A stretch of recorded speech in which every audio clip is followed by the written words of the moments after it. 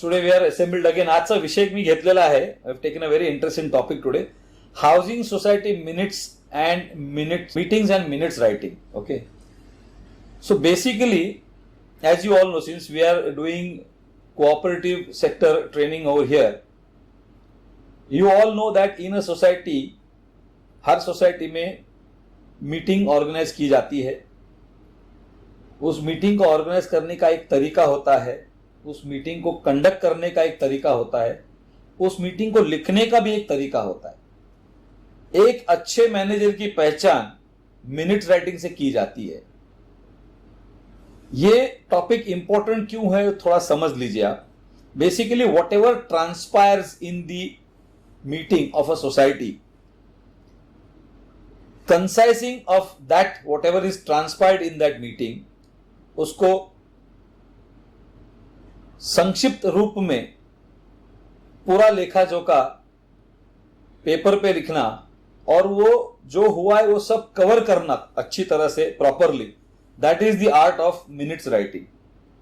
Eight the same time when you are going to call for this meetings, ये जो भी meetings आप बुलाने वाले हो, फिर वो जनरल बॉडी हो, मैनेजिंग कमिटी हो, एनुअल जनरल बॉडी हो, इन मीटिंग्स को कंडक्ट करने का एक तरीका दिया गया है, कुछ रूल्स दिए गए हैं, कुछ लॉज स्टिपुलेट किए हैं. उसके ऊपर मैं थोड़ा सा आज आपसे चर्चा करने वाला हूं. So today's topic is housing society meetings and minutes writing. Okay, there are 4 types of meetings held in the society. 4 प्रकार के मीटिंग्स है.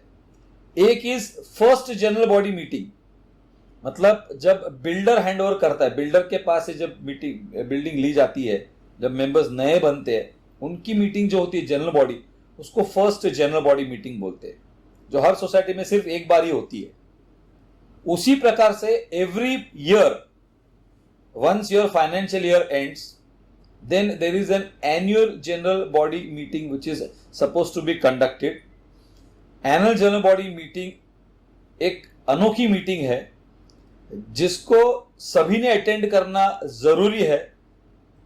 I would be more happy if the government makes it a rule, या ऐसा कोई कायदा बनाए कि जिसमें मेंबर्स को जनरल बॉडी मीटिंग अटेंड करना अनिवार्य, मैंडेटरी होगा. अनफॉर्चुनेटली जनरल बॉडी अटेंड न करना ये काफी लोगों का स्थायी स्वभाव बन चुका है. म्हणजेच काय की लोक जनरल बॉडी अटेंड करायला पाहत नाही, जनरल बॉडी स्किप करतात आणि 4-4, 5 जण टोळे मिळून त्या नाक्यावरती उभे राहून आपल्या सोसायटीमध्ये काय घडलं पाहिजे याच्यावरती खूप सारी चर्चा करतात. सो तुमचे जे काही विचार असतील, what ever thoughts you have got, आपको सोसाइटी के तरफ जो भी कंट्रीब्यूशन देना है, उसके लिए सही प्लेटफॉर्म या सही जगह क्या है, वो है आपकी सोसाइटी का जनरल बॉडी मीटिंग. और एनुअल जनरल बॉडी मीटिंग आप बिलीव कीजिए साल में एक ही बार आता है. उस वक्त बहुत सारे जो इंपॉर्टेंट इश्यूज है वो डील किए जाते हैं. And it is very necessary that a member of the society should attend this general body meeting, should present what ever he thinks is in the interest of the members and the society, including his own.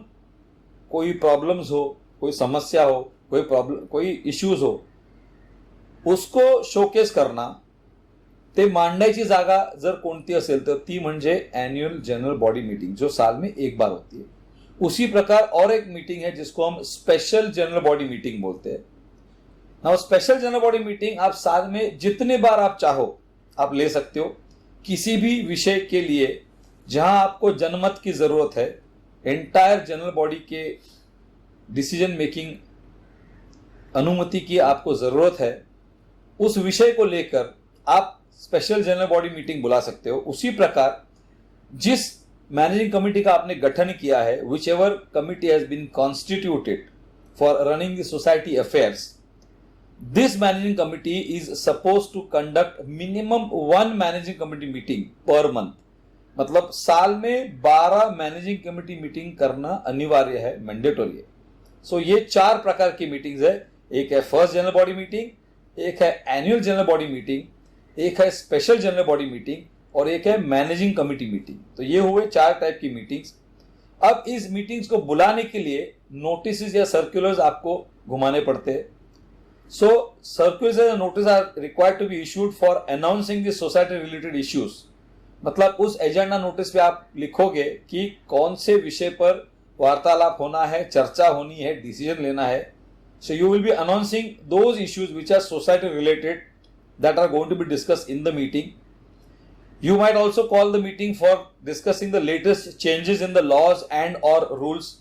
For example, when you are having a meeting, when you want to go for an adoption of the new model bylaws, तो ये नया bylaw आया है, उसको adopt करना है, उसके लिए आपको एक स्पेशल जनरल बॉडी मीटिंग बुलानी है. सो वो मीटिंग में भी बाकी इश्यूज को लेकर नहीं होगी, लेकिन इस विषय पर भी आप मीटिंग बुलाते हो कि ये नया लॉ आया है, जिसको अडॉप्ट करना जरूर है. सो अगर कोई भी नया चेंजेस आता है लॉज में या रूल्स में, उसको डिस्कस करना है या उसके ऊपर कोई एक्शन लेना है, उसके लिए भी मीटिंग बुलाना जरूरी है. और anything apart from this which is concerning the general public, मतलब जो लोगों को लेकर, लोगों के प्रति अगर कोई ऐसा विषय है या कोई ऐसा पॉइंट है जो आपको लगता है कि ये सबको इफेक्ट कर रहा है, इसके ऊपर चर्चा होनी बहुत जरूरी है, उस वक्त आप मीटिंग बुला सकते हो, जिसको हम जनरल बॉडी मीटिंग बोलते हैं. अब ये जो मीटिंग्स आप बुलाने वाले हो, जैसे मैंने अभी आपको क्लियर कट बताया कि 4 टाइप्स की मीटिंग्स है, तो ये मीटिंग्स की जो नोटिस आप निकालते हो, you have to send a notice for calling this meeting.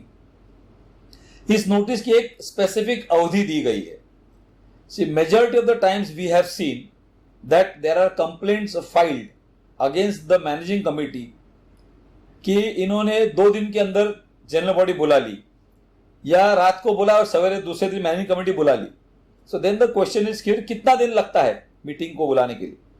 तो अगर आप मैनेजिंग कमेटी मीटिंग बुलाना चाहते हो तो क्लियर 3 डेज की नोटिस देना अनिवार्य है. अगर आप स्पेशल जनरल बॉडी मीटिंग बुलाने वाले हो तो 5 दिन का क्लियर नोटिस देना जरूरी है. उसी प्रकार से अगर फर्स्ट जनरल बॉडी मीटिंग हो, एनुअल जनरल बॉडी मीटिंग हो, स्पेशल जनरल बॉडी मीटिंग हो फॉर एडॉप्शन ऑफ बायलॉज, अगर इलेक्शंस कंडक्ट करने वाली जनरल बॉडी मीटिंग हो, या रीडेवलपमेंट में अगेन देयर आर 2 मीटिंग्स, एक मीटिंग जहां पीएमसी सिलेक्ट करते हो और एक मीटिंग जहां डेवलपर सिलेक्ट करते हो. ये स्पेसिफिक मीटिंग्स है जिसके लिए 14 days notice is mandatory. So I am sure you all no कि एनुअल जनरल बॉडी मीटिंग के लिए 14 दिन देना पड़ता है नोटिस, ये आप सबको पता है.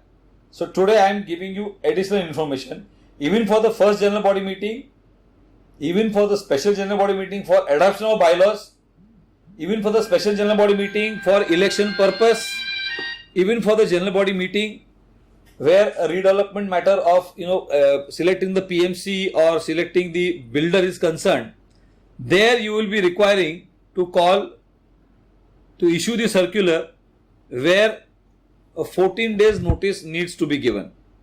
So these are basic, मतलब कितने clear days notice देनी है वो मैंने आपको बता दिया. Now let us come to the first one, that is the first general body meeting. वो किस प्रकार से होगी? जो first general body meeting बुलाई जाएगी वहां chief promoter रहेगा. Chief promoter who has assigned the application for registration of the society, he is the one who is supposed to call the first general body, because general body meeting का आप जो notice issue करने वाले हो उस पर sign कौन करेगा? That is the question.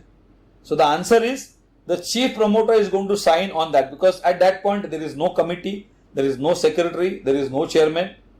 So the chief promoter is going to sign the application to call for the first general body meeting.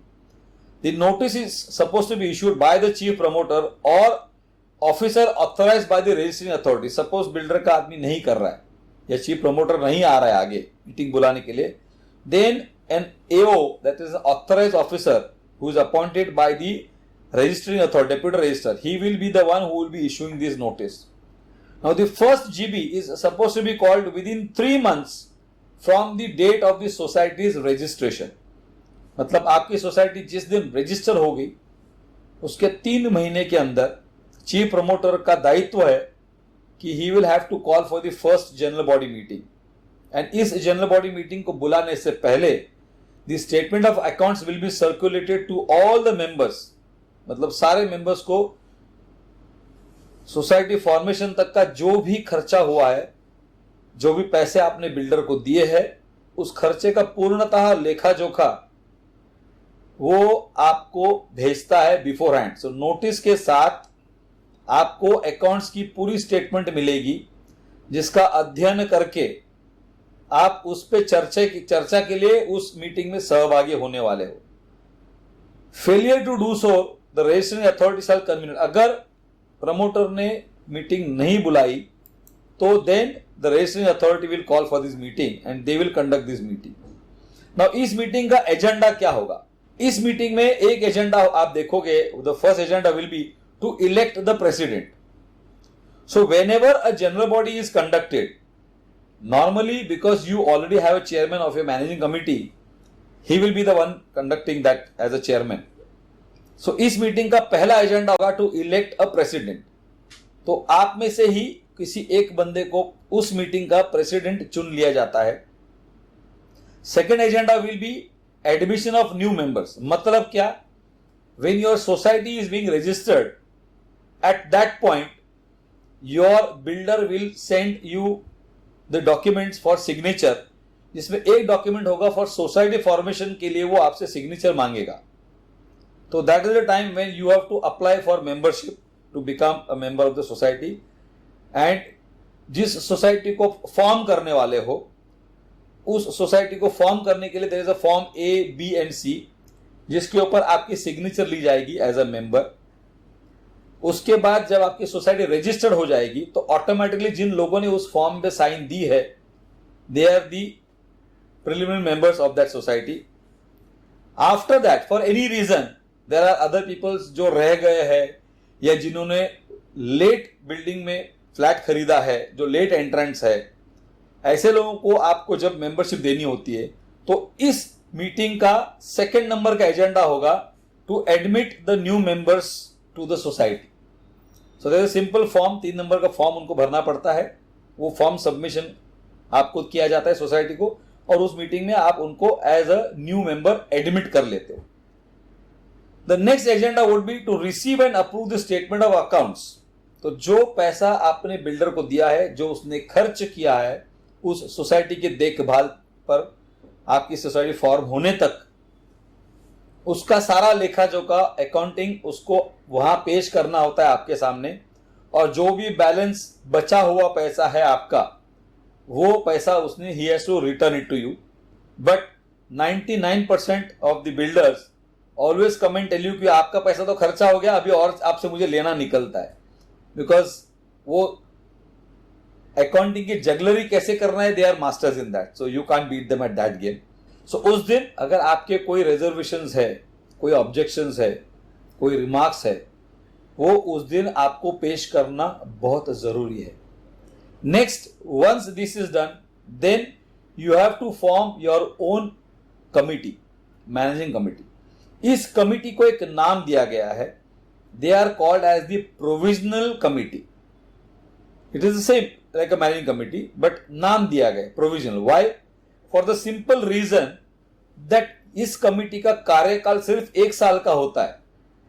Like the normal managing committee का 5 साल का कार्यकाल दिया हुआ है, प्रोविजनल कमिटी का कार्यकाल सिर्फ 1 साल का होता है, इसलिए उनको नाम दिया गया है प्रोविजनल कमिटी। तो यहां पे प्रॉपर इलेक्शन प्रक्रिया होने वाली है, जहां पे जिस बंदे को भी इंटरेस्ट है वो अपना कैंडिडेचर दे सकता है, और रेज ऑफ हैंड से वोटिंग होती है। And you are going to select your first provisional committee who are going to be active for the next 1 year. So constituting of the provisional committee will be your agenda number 4. Agenda number 5 will be authorizing the committee to secure the conveyance. What is conveyance?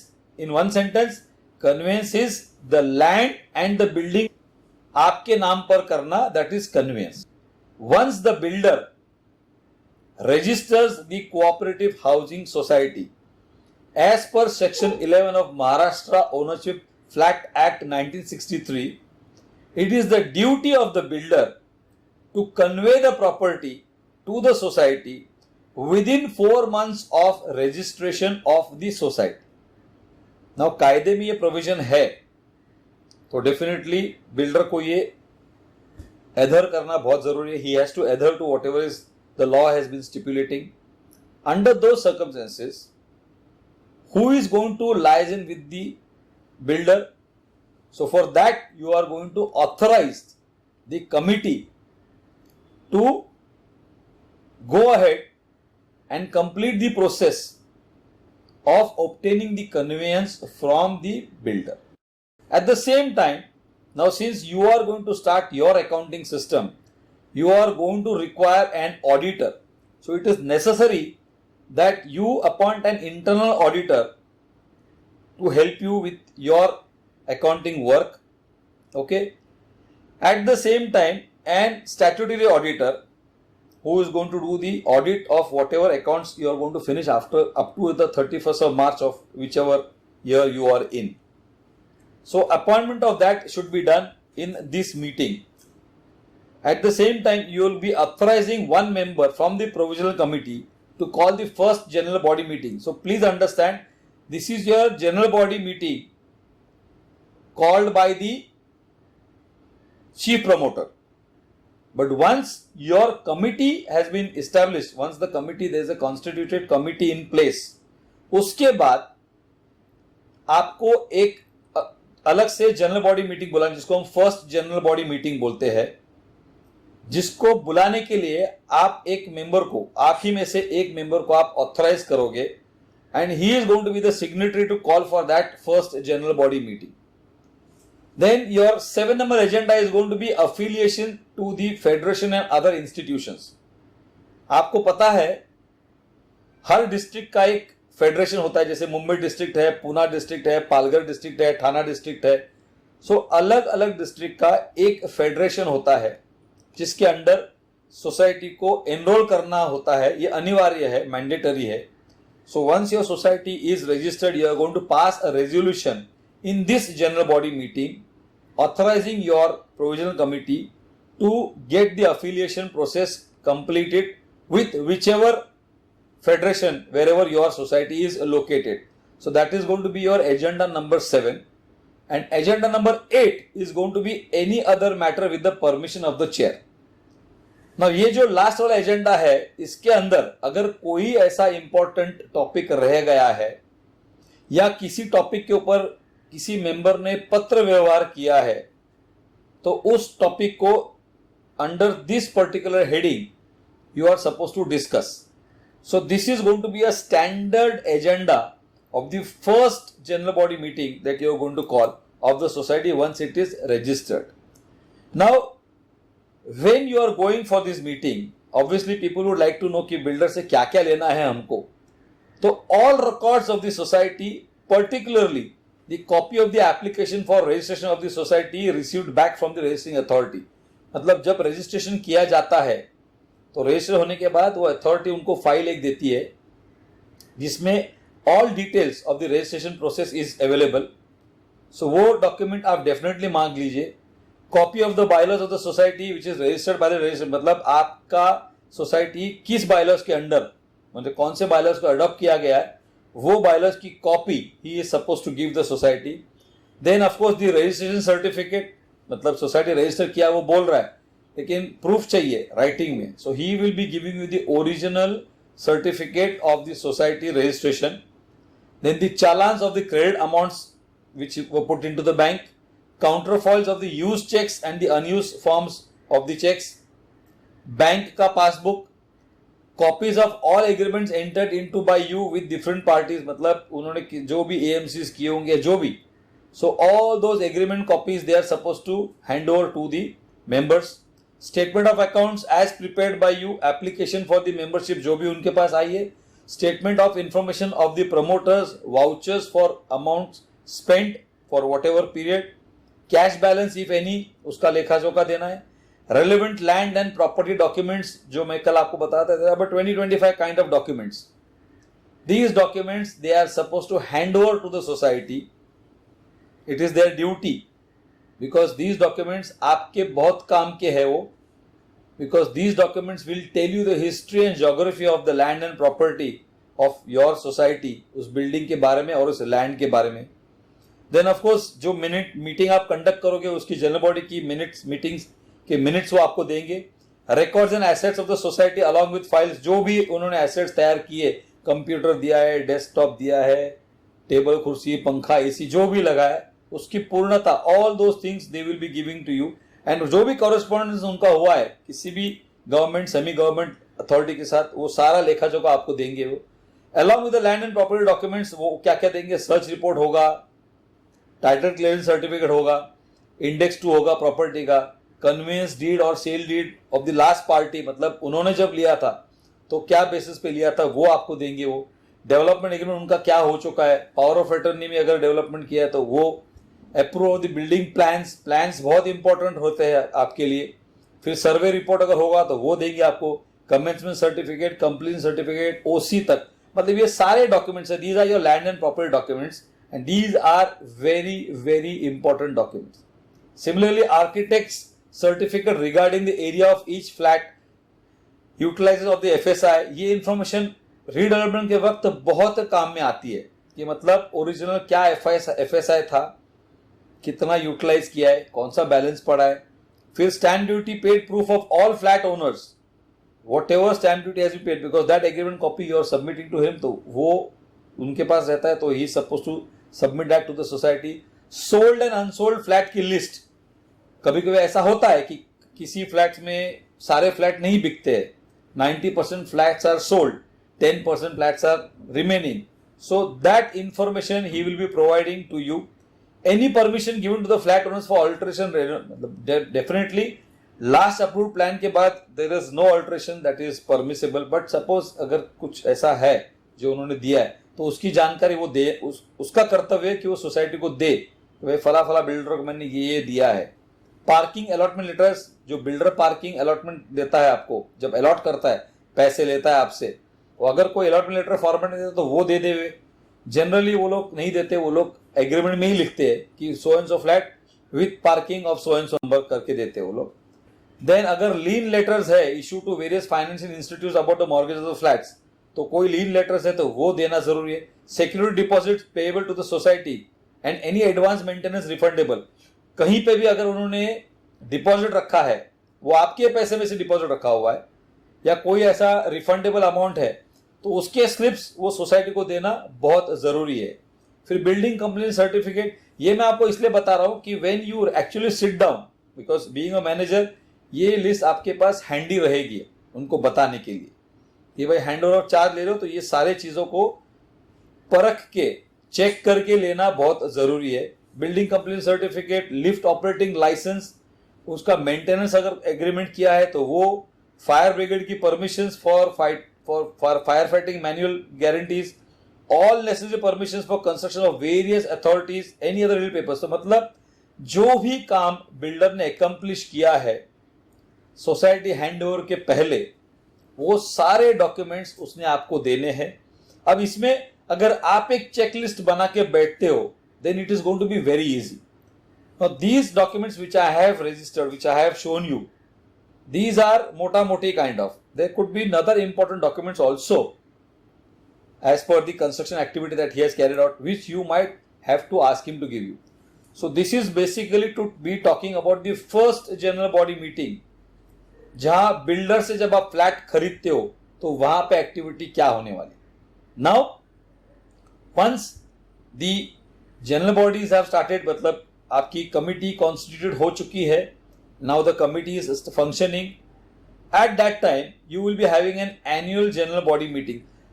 Every annual general body meeting is suppose to be conducted on or before 30th of September of the year. 31st March is your financial year ending, but before 30th September आपका annual general body meeting लेना अनिवार्य है।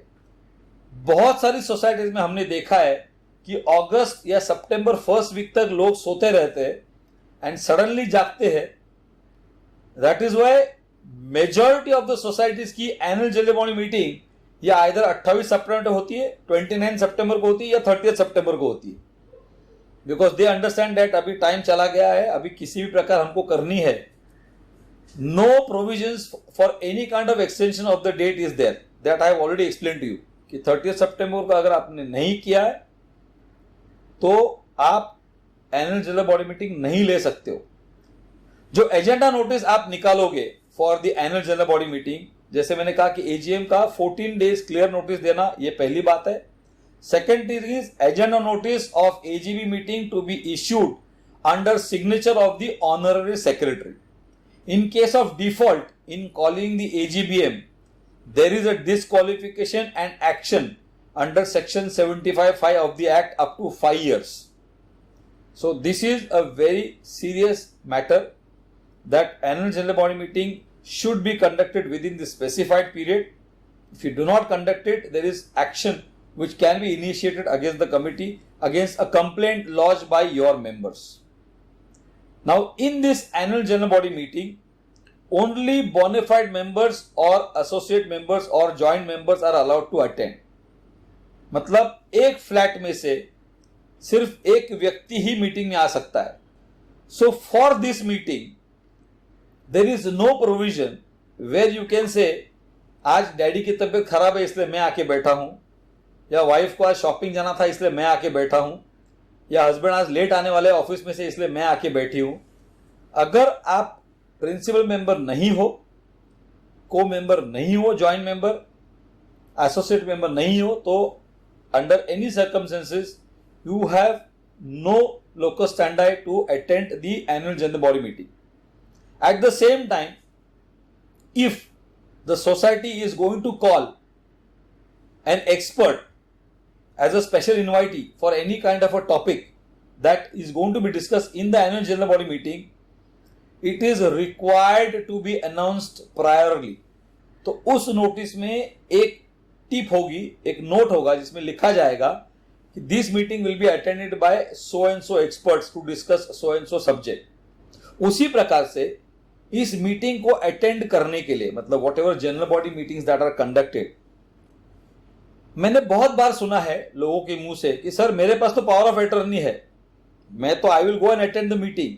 Please please please understand, as per the provisions of the bylaw 104, I am reading the bylaw for you, no proxy और a holder of power of attorney or letter of authority shall be eligible to attend the general body meeting of the society on behalf of a member of the society. Every active member and in his absence the associate or the joint member shall have one vote. So अगर principal member किसी कारणवश उस meeting को attend नहीं करता है तो उसके एब्सेंस में उसका जॉइंट मेंबर अटेंड कर सकता है। अगर वो नहीं है तो एसोसिएट मेंबर, जो भी अटेंड करेगा उस मीटिंग को, उस फ्लैट का एक ही वोटिंग में उनके पास सिर्फ एक ही वोट रहता है। मतलब it can not be principal vote, जो मेंबर रहेगा वो एक वोट डालेगा और एसोसिएट आके दूसरा वोट डालेगा। तो फ्लैट के लिए, हर फ्लैट के लिए सिर्फ एक वोट, हर मेंबर के लिए, नॉट फ्लैट के लिए, हर मेंबर के लिए only one vote is permissible. All decisions in the general body will be taken by simple majority. तो जनरल बॉडी में जो भी डिसीजन लिए जाते हैं चर्चा के उपरांत, वो सारे डिसीजंस जनरल बॉडी में मेजॉरिटी 51% लोगों की जो भी इच्छा होगी वही डिसाइड किया जाता है, नथिंग मोर देन दैट। अब इस जनरल बॉडी को बुलाने के लिए एक एजेंडा होता है। तो स्टैंडर्ड एजेंडा क्या है वो मैं आपको पढ़ के दिखा रहा हूं इस वक्त। The first agenda would be to read the minutes of the last annual general body meeting and if there is any pending special GB minutes जो पढ़ा नहीं है या स्पेशल जनरल बॉडी मीटिंग उसके बाद नहीं हुई है और सीधा एजीएम हुआ है, तो उस एजीएम में आप एजीएम की भी मिनट्स और जो लास्ट जनरल बॉडी हुई है स्पेशल उसके मिनट्स का भी आप वहां पे you can read those minutes and you have to note whatever actions are taken there. मतलब लास्ट मिनट्स क्या थे वो पढ़ना है और उस मिनट्स में जो भी एक्शंस बताए गए थे करने के लिए उसके बारे में आपको लेखा जोखा सबके सामने रखना है। You have to explain to the people that these were the resolution which were passed and these are the actions which were taken. Number 2 agenda will be to discuss the committee report and statement of accounts, income and expenditure and the balance sheet. So basically ये meeting बहुत महत्वपूर्ण इसलिए है कि पैसे का, रुपए का, अकाउंट्स का लेखा जोखा लेकर बैठने वाले हो। तो it is very necessary that people sit and understand कि सोसाइटी ने कलेक्ट क्या किया है, किस प्रकार किया है, खर्चा किस प्रकार किया है, बैलेंस क्या बचा है। तो ये सारा इंफॉर्मेशन आपको मिलेगा जब वहां डिस्कशन किया जाएगा on the statement of accounts, the income and expenditure and the balance sheet which has been prepared by your statutory auditor. The third agenda would be to discuss the audit report and the audit directory report. मतलब जो report आपके auditor ने दिया हुआ है उस report के बारे में वहां चर्चा होने वाली है. जो भी त्रुटियां, whatever shortcomings that have been pointed out and which you have fulfilled as per the audit rectification report, ये दोनों चीजों को आपको पटल पे रखना बहुत जरूरी है. 4 number is to appoint an auditor for statutory audit from the panel maintained by the registrar. Now, before the annual general body meeting is called, it is the duty of the committee to obtain quotation from a statutory auditor for placing it before the general body and seeking the approval of the general body for his appointment. Annual general body meeting is the only place where you are going to decide for the selection of the auditor. Suppose for some reason you are not able to procure the quotations from the whichever auditor is interested in giving services, professional services to your society, then for this point you will have to say that this will be discussed in the next general body meeting only. Then of course any other matter specifically requiring decisions, concurrence or sanction of the GB, अगर ऐसा कोई matter है जो secretary बता सकता है कि भाई ये मैटर बहुत इंपॉर्टेंट है, इसको लेना चाहिए, that would be your 5th agenda. And 6th agenda would be to consider any important communications received from the registering authority, statutory auditor, government, collector, local or any other competent authority. किसी authority ने अगर कोई भी important communication society को भेजा है तो उसकी चर्चा इस एनुअल जनरल बॉडी मीटिंग में लास्ट में होने वाली है. So this is the kind of agenda that you are going to have a standard. Of course इसके अंदर फिर आपके बाकी बहुत सारे एजेंडा ऐड हो सकती है. Where if you want to have किसी नए मेंबर को अपॉइंट करना है तो वो आ सकता है. इंटरेस्ट फैक्टर पे कोई डिस्कशन करना है तो वो आपका एक डिसीजन हो सकता है. किसी एएमसी को अपॉइंट करना है, that could be there. Convenience का मैटर है, उसका कोटेशन पास करना है, that. So there are many topics which you could take, but ये जो अभी हमने आपको बताया, these are standard points which are required to be in the AGB agenda notice. Apart from that, as per your requirement, you can also add other agenda to these notices. Then we have the special general body meeting. Now this meeting shall not transact any business other than that mentioned in the notice. म्हणजेच काय, managing कमिटीच्या मीटिंगला एक खाली line असते, any other matter with the permission of the chair. Annual general body मीटिंगला एक खाली ओळ असते, any other matter with the permission of chair. This is a very standard way which is operative in all societies. But please remember, when you are calling for a special general body meeting, only specific agenda will be discussed in that meeting. वहां पे any other matter with the permission of the chair नहीं होता है. So special general body can be called at any time of the year, any time. आपको ऐसा कोई topic मिलता है जिसके ऊपर आपको जनमत की जरूरत है, कोई कोटेशन पास करना है, किसी इंपॉर्टंट विषय पर निर्णय लेना है, डिसिजन लेना है, अशा वेळेला तुम्हाला स्पेशल जनरल बॉडी मीटिंग बोलावावी लागते. आणि म्हटल्याप्रमाणे for calling the special general body meeting 5 clear days notice is required. This general body is called by the decision of the majority. म्हणजे either chairman decide करतो कि चलो हम ये विषय के ऊपर एक general body बुलाते हैं. मतलब who calls for this? So special general body can be called any time, but who calls for it? Either the chairman or decision taken by the majority of members in the managing committee कि भाई हमको ये topic है, let us go before the general body, or by a requisition signed by 1/5 of the members, or even the special GB can be called by the registering authority. कि किसी ने complain किया, sir वो तो meeting ले ही नहीं रहे, हमको कुछ पता ही नहीं चल रहा है, तो आप एक जनरल बॉडी बुलाइए. तो रजिस्टरिंग अथॉरिटी जो हमारी है, डेप्यूटी रजिस्ट्रार, वो अथॉराइज ऑफिसर अपॉइंट करके स्पेशल जनरल बॉडी को बुलाने के लिए he is the one who can issue a notice for calling the special general meeting. और we have the housing federation, जिसके साथ अभी एफिलिएशन की बात हमने की कुछ स्लाइड्स के पहले. सो हाउसिंग फेडरेशन के पास भी पावर्स है. They could also summon the members for a special general body meeting for discussing any particular subject or matter which they feel is required to be discussed. But again, special invitees to these special general body meetings have to come only with prior announcement, मतलब आप किसी को भी नहीं बुला सकते special general body meeting में. It has to be done with prior announcement. Finally, managing committee meeting, the last meeting. Now, as I have said, this committee meeting is required to be held at least once in a month. You can have two also, but minimum एक होना बहुत जरूरी है.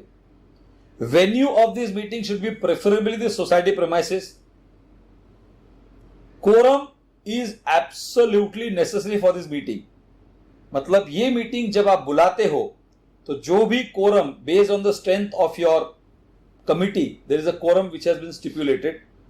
So based on the strength of your committee, the quorum which has been stipulated has to be present for this meeting to start. And अगर किसी कारणवश अगर quorum नहीं बनता है तो ये मीटिंग को डिसॉल्व करने के अलावा आपके पास कोई चारा नहीं होता है. If required, the chairman of the meeting may be announced. Okay, मतलब अगर उस मीटिंग में जो चेयरमैन है वो चेयरमैनशिप नहीं करना चाहते हैं तो ही कैन टेक लीव, और इफ इज एब्सेंट उस मीटिंग के लिए आप किसी भी आप में से एक को चेयरमैन बना सकते हो for that particular meeting. Now इस मैनेजिंग कमेटी मीटिंग को बुलाने के लिए the honorary secretary is required to issue the agenda notice to all the members of the managing committee. तो ये जो एजेंडा नोटिस इश्यू की जाएगी ये सिर्फ कमेटी मेंबर्स को जाएगी, ये नोटिस जनरल पब्लिक में नहीं जाएगी. उसी प्रकार जितने भी मैनेजिंग कमेटी, जनरल बॉडी, जो भी मीटिंग्स होती है वो सारे मीटिंग के मिनट्स को रिकॉर्ड करने का दायित्व, जिम्मा ये ऑनररी सेक्रेटरी का होता है. So the secretary is suppose to attend the meeting and also note the meetings. So recording of the meetings is suppose to be is the duty of the honorary secretary. Month में एक meeting लेना अनिवार्य है, जरूरी है. Now, as per the MCS Act 1960 Section 81, it states that audit to be conducted within 4 months from the end of the financial year. So, please understand, by 31st July of the year, you are supposed to conduct the audit. But having said that, let me only tell you that majority of the societies are still there who complete their audits by 31st of August, or they even go till September. They do that for whatever reasons that they start giving. Elections to be conducted before the expiry of the 5-year term of the managing committee. For society consisting of members less than 250, a provision has been made in the subsection 19(3) of the section 154B, wherein housing societies whose managing committee term of 5 years has expired to remain as regular members till new committee comes into existence. That till the new committee comes into existence, they need to be continuing as the managing committee. Now, for calling the managing committee meeting, number 1, agenda notice is to be issued through the WhatsApp and email. ये मैं आपको इसलिए बता रहा हूं कि now digital media has become acceptable. Certain guidelines for the notice and minutes and result of the minutes, which I am sharing with you. The agenda notice is required to be posted on the society notice board or via the email or WhatsApp. It is necessary that the agenda notice is properly posted on the society notice board. In fact, as per the bylaws, it also says that the notice which is posted on the notice board is deemed to be served. But the societies generally issue these notices by hand to the members, obtaining their acknowledgements, which is the age-old method used in most of the societies. But now also, this agenda notice you can circulate through the email or WhatsApp. The annual general body meeting or special GB notice to be issued hand delivery or by registered post at the last known address. Suppose there is a member who has shifted from the original house, from the original flat or shop or whatever it is. He is supposed to intimate his address, which obviously should be somewhere either in Mumbai or maybe in India. Abroad ka generally people would not prefer. So on that address, the agenda notice is supposed to be sent. Acknowledgement of the agenda notice served is to be obtained. So जब आपके घर में agenda notice आती है तो आपका कर्तव्य है कि you sign saying that yes, I have received that notice. The MC meeting agenda notice to be served on MC members only. मतलब वो नोटिस जनरल पब्लिक को नहीं जाएगी, वो सिर्फ मैनेजिंग कमेटी मेंबर्स को ही जाएगी. अगर जनरल बॉडी बुलाई जाएगी तो including managing committee all the other members also will be serve that notice. Now guidelines for notice minutes and resolution of the minutes of the meeting continues. I am continuing on that agenda for you. The agenda notice is to be signed by the honorary secretary in the absence by chairman. But if there is a situation where the secretary is not available or he is absent, under those circumstances the chairman is empowered to sign on that notice which is to be circulated. The quorum of the general body is to be 2/3 of the total members or 20, whichever is less. सो वहां पे जब आप general body बुला रहे हो तो उसका quorum जो है वो आइदर 20 और 2/3 depending on the strength of total strength of your society, that is going to be your quorum. If the quorum is not attend within half an hour, the meeting needs to be adjourn. This is about the special general body meetings. Wherever for any reason you are not able to attend that quorum within half an hour, within that stipulated time, then for half an hour you are going to adjourn that meeting. A note is to be given where the meeting stand adjourned if it is to be held after 7 days or within 1 month.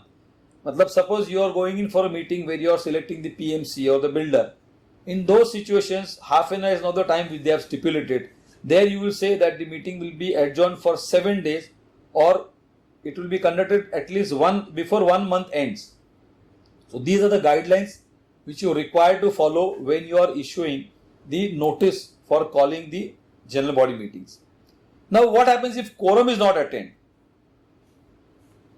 If quorum is not attained, obviously you are going for an adjournment, but for this adjourned meeting, no separate notice is required to be issued for the adjourned meeting. If the first meeting is adjourned, in that meeting it is announced that on so and so date we will be assembling at the same place at the same time to transact the same business. उसके लिए अलग से आपको notice निकालने की जरूरत नहीं है, बिकॉज उसी एजेंडा को आप ट्रांजैक्ट करने वाले हो. The adjourn meeting shall be held whether quorum is formed और not form. So when you even if for half an hour और 7 डेज के बाद when you are holding an adjourn meeting आधे घंटे बाद, तो योर नीचे की जो नोट है it clearly says that the meeting will B adjourn for half an our. After half an our whatever members are available attending those meeting, that will be considered as quorum. So quorum हुआ कि नहीं हुआ, meeting will start. So many a times ये हमने शिकायत सुनी है की साहेब मी तर नव्हतो त्या मीटिंगला, कसा काय निर्णय घेतला. Please understand, the business is going to be transacted as per the agenda whether you are there or whether you are not there. So if you do not go for a meeting, you are the one responsible for that taken, and any decision taken in that meeting, it is binding among all the people who attend and also those who have not attended. Very clear. So it is necessary that if you want to understand what is being transacted against any agenda, it is your duty to go and attend the meeting. For the SGBM requisition meeting, the quorum not attend within half an hour, meeting stands dissolved. So if you are calling a meeting with a specific purpose, then मतलब जो request meeting 1/5 member ने sign करके notice दिया और वो meeting बुलाई आपने, तो ऐसे मीटिंग में अगर कोरम नहीं होता है तो हाफ एन आवर के बाद दैट मीटिंग स्टैंड्स डिसॉल्व. मतलब उस मीटिंग में आप नहीं कह सकते कि भाई जितने लोग हैं उनको लेकर let us continue with the meeting. No, that meeting will stand dissolve.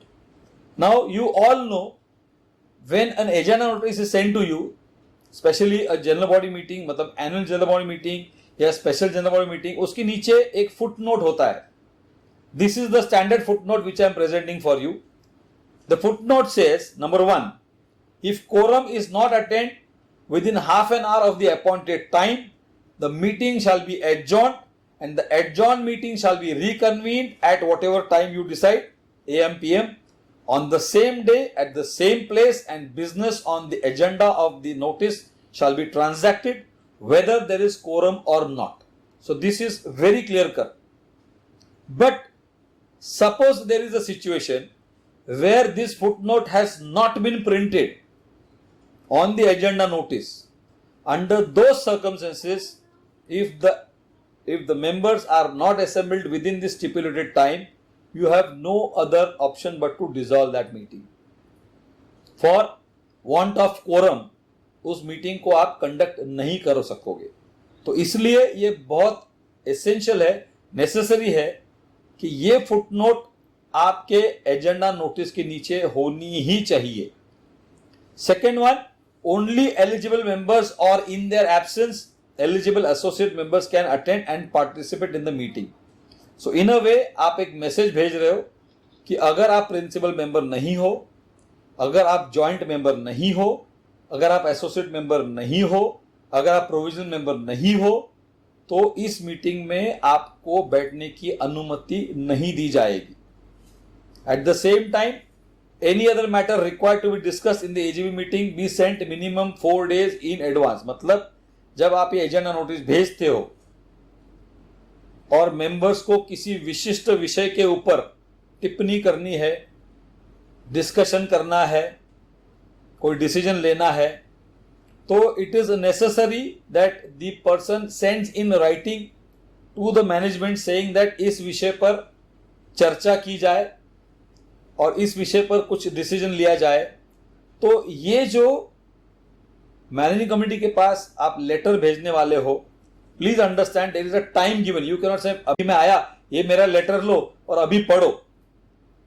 In most of the general body meetings I have seen, people come with their grievances in the meeting आणि मीटिंग मध्ये ते letter देतात and then they expect कि अभी मैंने जो आपको letter दिया है, आपकी जनरल बॉडी गई तेल लेने, मैंने जो लेटर दिया है वो आप पढ़ो और उसके ऊपर चर्चा शुरू करो. तो कमिटी को यह समझना चाहिए कि अगर ये लेटर 4, 5, 6 दिन whatever days you decide, उसके पहले अगर सोसाइटी के पास नहीं आता है तो ऐसे लेटर को अटेंड करना कोई जरूरी नहीं है. उसके लिए आप एक स्पेशल जनरल बॉडी मीटिंग बुला के उसमें उस लेटर को ले सकते हो. लेकिन ये हमेशा से हमने देखा हुआ है. और एक बात मैं आपसे डिस्कस करता हूं. Whenever you give a letter like this to the society for any particular subject that you want them to discuss, please ensure that you obtain an acknowledgement. Proceedings of the meeting to be conducted strictly as per the agenda on the notice, which I have already been saying, that agenda notice को प्राधान्य देना आपका कर्तव्य है.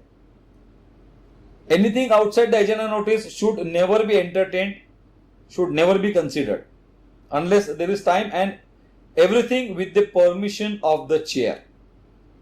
So please understand, general body meeting में chairman का जो पद है, चेयरमैन की सीट की एक गरिमा है. तो हर मेंबर को यह समझना चाहिए कि चेयरमैन की परमिशन लेकर ही उसको जो भी कहना है. आजकल आप टीवी पर देखते होंगे, पार्लियामेंट सेशन होता है या आपकी लोकसभा राज्यसभा जो भी whatever you can see, every time it is says अध्यक्ष महोदय. So you need to address the chairman when you have got any issue. But वो बहुत कम देखने को मिलता है, बिकॉज यहाँ when people put their problems, they just forget that there is a decorum which is required to be maintained. The chairman of the committee that is to preside, in his absence or unwillingness, members to elect a member to preside for that meeting, which I have already told you. All decisions to be recorded with a resolution. ये बहुत important है कि जो भी decisions आप वहाँ लेते हो चर्चा के उपरांत, once you finish the discussions, it has to be noted in the form of a resolution, and every resolution there needs to be a proper proposer and seconder. So जो भी resolution आप पास करते हो, it has to be proposed by one member, seconded by another member, and decisions to be taken by either simple majority unless specifically mentioned in the GR. मतलब जो भी decision 51% से तो आप डिसीजन ले ही सकते हो. ये स्पेसिफिकली मेंशन GR इसलिए बोल रहा हूं because the old GR for redevelopment में you required 67%, which is now taken care of. So 51% is a simple majority that is considered for any kind of decision making, and the decisions taken in the meeting are binding on all members, including those attending and those who are absent. मतलब again, you cannot say because I was absent, so it is not binding on me. Now let us come to the recording of the minutes. इस minutes की recording कैसे होती है? The secretary to draft the minutes to be approved by the MC in its committee meeting. मतलब secretary एक कच्चा draft बनाएगा उस मीटिंग का, उस मीटिंग को वो मैनेजिंग कमेटी में रखेगा, उस मैनेजिंग कमेटी में उस पर चर्चा होगी, उसमें कुछ निकालना है, कुछ ऐड करना है, वो बताया जाएगा, उसके बाद फाइनल ड्राफ्ट बनाया जाएगा. सो ये ड्राफ्ट बनाने का जिम्मेदारी ये सेक्रेटरी का होता है.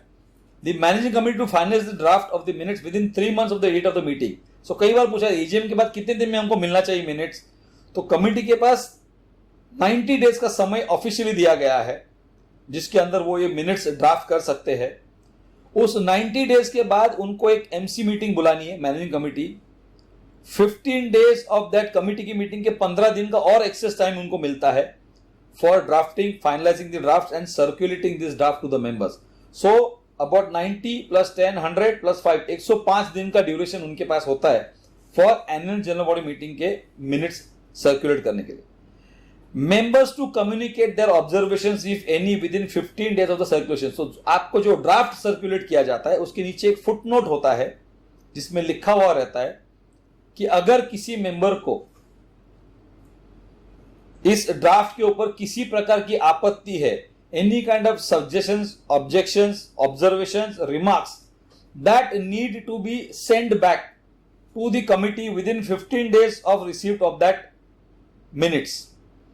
तो जब आप लिखित में उनको भेजते हो तो उसके बाद सब्सिक्वेंट मीटिंग में managing committee will finalise this minutes where they might consider your observations if they are valid, if not they have got the discretionary power to reject it. Secretary or any authorized person to record the final minutes in the minutes book. So अगर secretary नहीं record करता, you can authorize your chairman to sign on the minutes book. किसी कारणवश अगर secretary नहीं sign कर रहा है या नहीं साइन कर पा रहा है, I mean that is the situation. So जो minutes final किए जाएंगे, जो minutes आपके minutes book में लिखे जाएंगे, उस पर signature secretary की होगी। अगर वो नहीं करता है तो the second option is given to that the chairman or anybody who you authorized to sign that minutes. No resolution can be brought to the general body cancelling its previous resolution within 6 months of passing the same. तो जो भी resolution society में पास करोगे 6 months तक वो resolution valid होता है। तो इसलिए I always advise the societies कि please take time to pass a resolution. घाई घाई में रेजोल्यूशन पास मत करो, उसके प्रॉज एंड कॉन्स को समझ लो, क्योंकि हर चीज का फायदा भी होता है, नुकसान भी होता है। उसका प्रॉपरली अध्ययन करो और उसके बाद ही मेजॉरिटी को लेकर आप पास करो resolution, because once the resolution is passed next 6 months you cannot change that resolution.